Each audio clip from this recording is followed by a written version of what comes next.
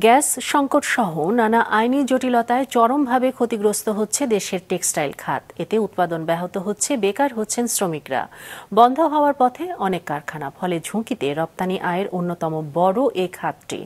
মীর মঞ্জুরুলের ছবিতে জাহেদ সেলিমের রিপোর্ট।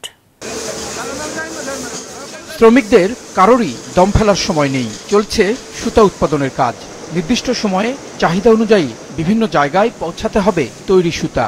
অনেকে চাকরি দিয়ে গেছে, আগে তো 10 তারিখে বেতন দিত, আর এখন 20 তারিখে মালিক নাই আমাদের। এজ এ রেজাল্ট সামরিক মতন আমাদের যে বেতন দিতে পারছি না, ফলে অনেক শ্রমিক চলে গেছে। সামনে কি হয় জানি না, তবে এতটুকুই বলতে পারি আমাদের ভাগ্যে চরম দুর্দশা অপেক্ষা করছে।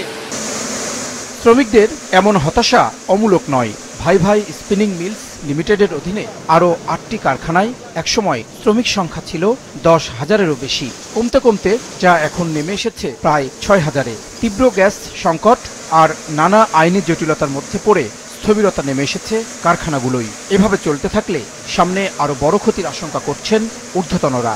শ্রমিক সংকট, দ্বিতীয়ত জ্বালানি সংকট। দ্যাটস মিনস আপনার gas pressure low gas pressure থাকার কারণে অনলি শুক্রবার আমরা ফুললি চালাইতে পারি। শুক্রবার প্রেশার ভালো থাকে, শনিবার হাফ বেলা পর্যন্ত চলে, তারপর গ্যাস প্রেশারের কারণে জেনারেটরগুলো বন্ধ হয়ে যায়।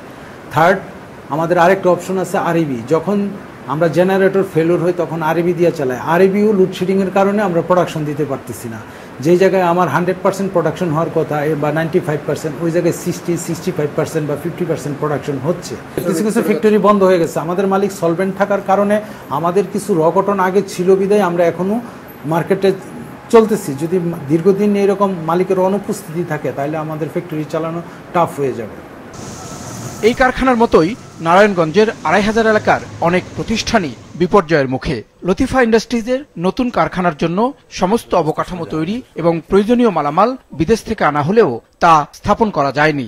গেল 6 মাস ধরে বন্ধ সবকিছু। সময় যাবে, রাস্ট পড়বে, মেশিন মানে একটা আয়ু কমবে, একটা বেলু কমে যেতে পারে, একটা পারফরমেন্স কমে যেতে পারে। এই জন্য তাড়াতাড়ি বসাতে পারলে ভালো হয়। একটা নির্ধারিত বয়স থাকে মেশিন বসানো, এর মধ্যে বসাতে না বলে মেশিন অনেক প্রবলেম করে। মাস থেকে আমাদের কাজ বন্ধ হয়ে গেছে ছাদ জেলে যাওয়ার পর থেকে।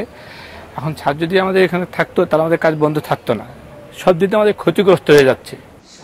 টেক্সটাইল খাতের সংগঠন Bangladesh textile mills association BTMA বলছে, বন্ডেড পণ্যের অপব্যবহার রোধ সহ অন্যান্য সমস্যার সমাধান করা না গেলে ভবিষ্যতে টিকে থাকা কঠিন হবে।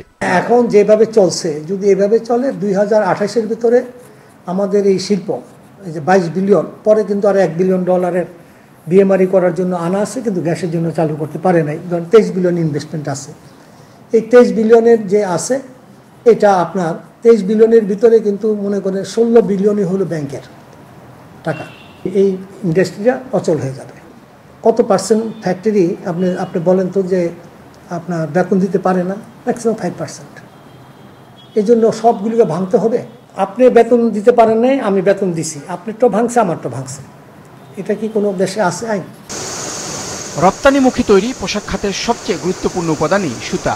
নানামুখী সংকটে থাকা এই খাতকে স্থিতিশীল করতে সবার সহযোগিতা প্রয়োজন। তা না হলে সংকট কাটবে না বলে বলছেন সংশ্লিষ্টরা। জাহেদ সেলিম, মাছরাঙা সংবাদ, ঢাকা।